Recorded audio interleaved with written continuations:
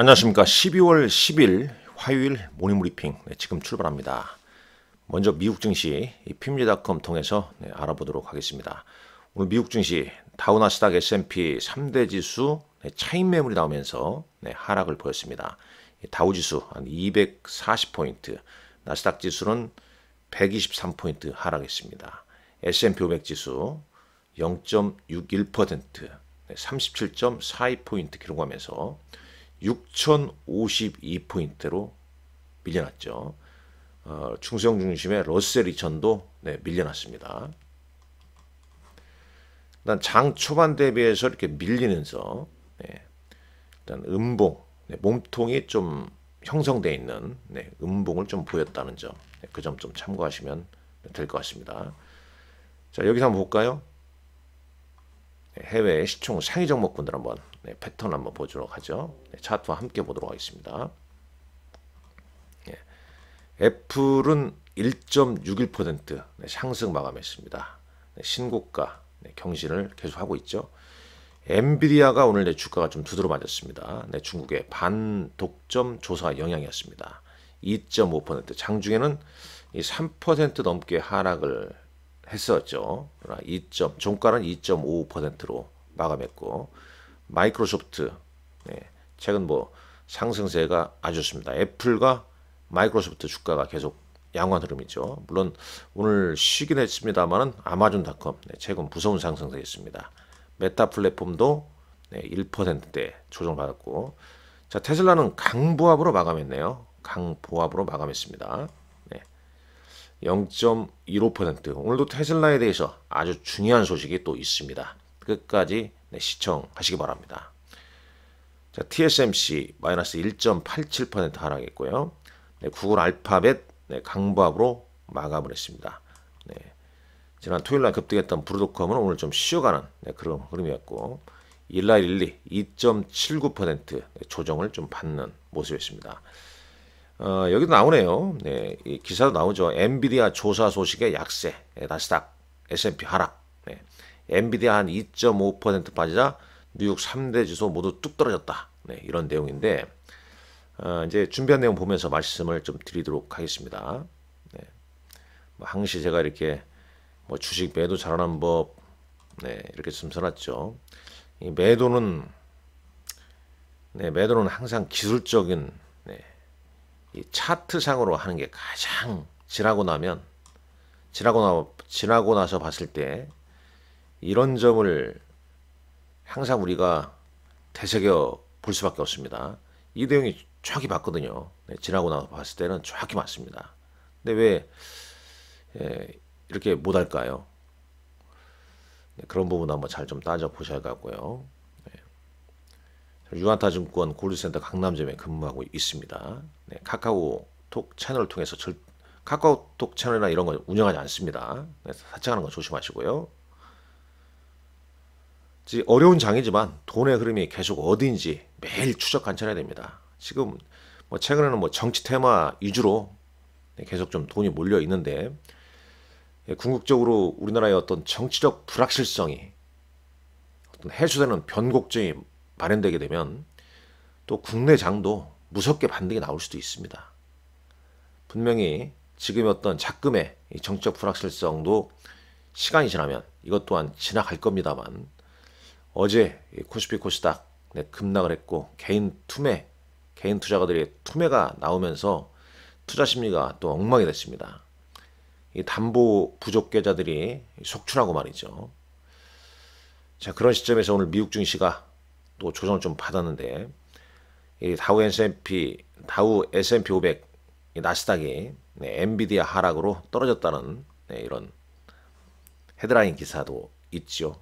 바로 이제 중국의 반독점 조사 영향으로 엔비디아가 장중 3%, 종가는 이제 2.5%로 하락했습니다. 엔비디아 AI 칩 분야 선도하고 있는 종목 아니겠습니까? 이 종목이 이제 미국과 중국의 기술 전쟁의 격화에 휘말렸다, 이렇게 볼 수 있겠죠. 밑단에 한번 관련 기사 한번 보도록 하겠습니다. 자, 보시죠. 이 중국이 이제 왜 이런 일을 벌이겠습니까? 중국이 이제 미국의 어떤 AI 칩 대한 제재 강화로 중국이 이제 엔비디아가 2020년 거래를 둘러싸고 이제 반독점법을 위반했다. 그러면서 조사를 좀 시작했죠. 엔비디아에 대한 이런 조치는 중국에 대한 미국의 기술 억제 확대에 대한 중국의 반격이다. 이렇게 볼 수 있겠습니다. 세부 내용은 2020년도 엔비디아가 이스라엘 컴퓨터 네트워크 장비 제조업체인 멜라녹스라는 기업을 70억 달러에 인수를 했는데 중국에 승인을 해줬겠죠. 그런데 이제 이런 내용입니다.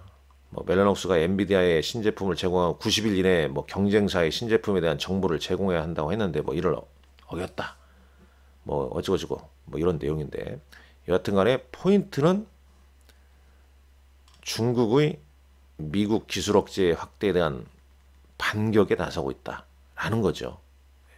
이게 이제 엔비디아가 영향을 받고 주가는 한 2.5% 조정을 받게 된 계기였다는 겁니다. 그리고 이제 또 좀 관망세가 나오기 시작한 게 다음 주 FOMC 회의 앞두고 연준이 선호하는 물가지표, 지난주 금요일 밤에 고용지표와 더불어서 미국의 소비자 물가지수인 거죠. 이게 이제 이번 주 발표합니다. 이 소비자 물가 데이터가 연준의 이제 다음 금리 인하 여부에 대한 열쇠가 될 수 있지 않습니까? 소비자 물가지수가 극적으로 상승하지 않는 한 극적으로 상승하게 되면 이제 연준이 이제 12월에 금리를 한 0.25%포인트 인하하겠죠. 그 반대라면 인하하지 않을 겁니다. 미국의 10년물 국채금리는 4.19%였습니다. 그리고 중국 관련 소식 보게 되면 중국이 보다 대담한 경기 부양책을 시사를 했습니다. 이로 인해서 미국에 상장되어 있는 중국 주식들, 알리바바, 샤오팽, 엑스페인가요? 중국 주식들이 이제 올랐죠. 국제유가도 올랐고요. 국제유가도 이제 중국 경기 부양책으로 이제 오른 겁니다. 이 부분이 이제 중국 경제에 대한 낙관론이 나오면서 최근 우리나라를 포함해서 근데 우리나라도 지금 지정학적 스트레스를 받는 그런 흐름이지 않습니까? 시리아, 프랑스 이런 우려를 좀 압도한 것으로 보였다고 합니다. 오펜하이머 에셋 매니지먼트의 존 스톨츠버스는 S&P 2025년도 말 예상치를 7,100으로 상향했습니다. 웰시파고도 한 7.7포인트, 도이치뱅크 7,000포인트, HSBC 6,700, UBS 6,400, 시티 6,500 이렇게 쭉 나와 있네요. 비트코인은 97,000달러대 머물고 있죠.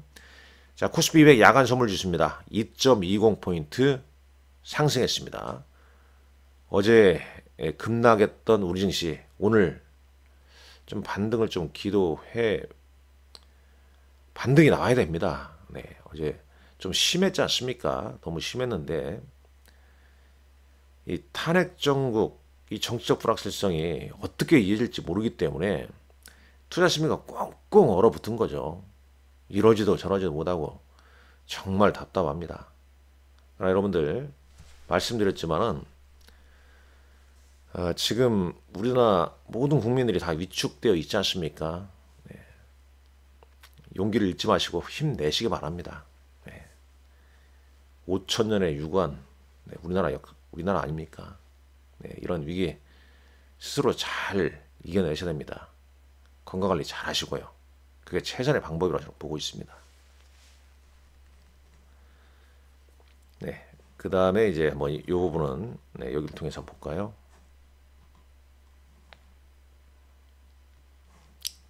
자, 비트코인, 비트코인이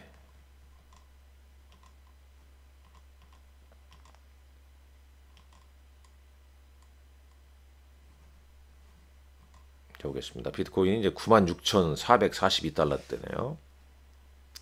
원달러는 1,429원대입니다. 1,400 NDF에서 1,429원. 어제 우리 시장 1,435원대까지 올랐지 않습니까? 약간 어제보다는 NDF에서 좀 밀려났습니다. VIX 올랐고요. 4.19 10년물 국채금리기. 그 다음에 국제유가는 배럴당 68.14달러 기록하고 있네요. S&P 500 매 봤지만은 일단 이 퍼센트는 약간 틀립니다만 애플과 마이크로소프트 올랐고요. 엔비디아 하락했습니다. 테슬라 강보합으로 마감했습니다. 네. 자, 그렇다면 이제 테슬라 뭐 여기 다 얘기를 했는데 테슬라 관련 얘기를 하죠. 테슬라가 3년 이래 최고가를 경신했죠. 네. 근데 시장에서는 이제 이유를 자, 옵티머스 휴머노이드 로봇이 점차 이제 스포트라이트 받는 단계에 왔다는 얘기입니다. 이 뱅크 오브 아메리카의 존 머피라는 애널리스트가 옵티머스 개발이 가속화될 것이다. 이런 얘기를 했습니다. 그래서 옵티머스 휴머노이드 로봇 사업의 잠재적 상승 가능성에 이제 초점을 맞추고 있다는 거죠. 이 부분 상당히 저는 중요하다고 있습니다. 중요하고 보고 있고요. 국내 로봇 관련주에도 영향을 미칠 수밖에 없지 않겠냐 하는 생각이 듭니다. 이 테슬라가 2025년 말까지 1000대의 옵티머스 로봇을 보유할 계획이며 대부분 공장에 배치할 것이다. 당연히 이렇게 되면 어떻게 될까요? 비용 절감하는데 크게 도움이 되겠죠. 로봇택시 기술도 성숙해짐에 따라 옵티머스 휴머노이드 로봇을 사용할 수 있는 리소스가 증가할 것으로 예상된다고 하네요. 2026년 생산이 증가하면서 비용 절감하는데 도움이 될 것이다. 이 내용 중요하게 보여집니다. 자, 국내 증시는 뭐 조금 전에도 말씀드렸습니다만 어제자 내용만 좀 간략하게 보자면 이 탄핵 전국 장기화 우려되면서 원달러 환율이 어제 또 급등을 했고 개인 투자가들이 8,900억 넘는 순매도가 나왔습니다. 물론 외국인은 1,000억 넘게 사들였고요. 기관은 지금 계속 방어에 나서고 있습니다. 자, 코스닥 시장 볼까요? 어제 코스닥 시장에서는 외국인이 2,000억 넘게 순매수를 했습니다. 개인이 3,000억 넘게 투매를 보였고요. 일단 이 그 수급상의 흐름만 보게 되면 개인 투자자의 투매가 나왔고 외국인과 기관은 받았습니다. 그러면 오늘 시장이 반등이 나와야 됩니다. 어제와 다른 흐름이 다 전개돼야 되는데 말이죠. 일단 한번 열어보시죠. 일단 어제 좀 과하게 떨어지기 때문에 좀 기술적 반등은 충분히 나올 수 있는 영역이라고 좀 보여지는데 이 지금의 우리의 어떤 이 정치적 사태가 어떻게 해결되고 뉴스마다 이 속보 그게 미치는 또 심리적 영향, 대외 신인도, 글로벌 외국인들이 바라보는 관점 이런 부분이 다 지금 혼란스럽습니다. 잘 좀 극복해야 할 것 같습니다. 어제장 특징주 보게 되면 이재명 테마주 줄줄이 줄 상향, 한동훈 테마주는 줄 하향 이런 내용도 있고요. 너무 오를 만큼 올랐다 고려아연이 18% 급락했고 등등 이 탄핵 전국의 변동성이 너무 극심하다는 게 문제 아닙니까? 이 변동성이 극심하다. 이게 지금 우리 시장의 최대 악재라고 보여집니다. 자, 오늘 일정 이런 게 있고요. 어제 미리 공지해드렸지만 12월 18일 미국 주식의 대가인 유동원 상무를 저희 회사 유한타증권에 유동원 상무를 초청해서 이날 강연회를 개최할 예정입니다. 장소는 유한타증권 골드센터 강남점이고요. 지금 선착순으로 지점에서 하기 때문에 장소가 좀 비좁습니다. 선착순 20명 정도 예상을 하고 있습니다. 아직 제가 여기다가 지점 전화번호는 공개를 안 했는데 구체적으로 다시 공지해서 언급을 해드리도록 하겠습니다. 어려운 장이지만 또 미국 시장에서 해법을 우리가 찾을 수밖에 없고 물론 국내 증시도 이 정치적 불확실성 때문에 이렇게 과도한 하락이 이어지고 있는 만큼 물론 이제 연말 양도세 여기저기 악재가 다 겹치고 있는데 변곡점이 마련될 경우에는 또 큰 흐름이 또 전개될 수도 있다고 보고 있습니다. 우리는 항상 그런 부분도 대비를 하셔야 된다고 보고 있습니다. 오늘도 여러분들 건강하십시오. 화이팅입니다. 감사합니다.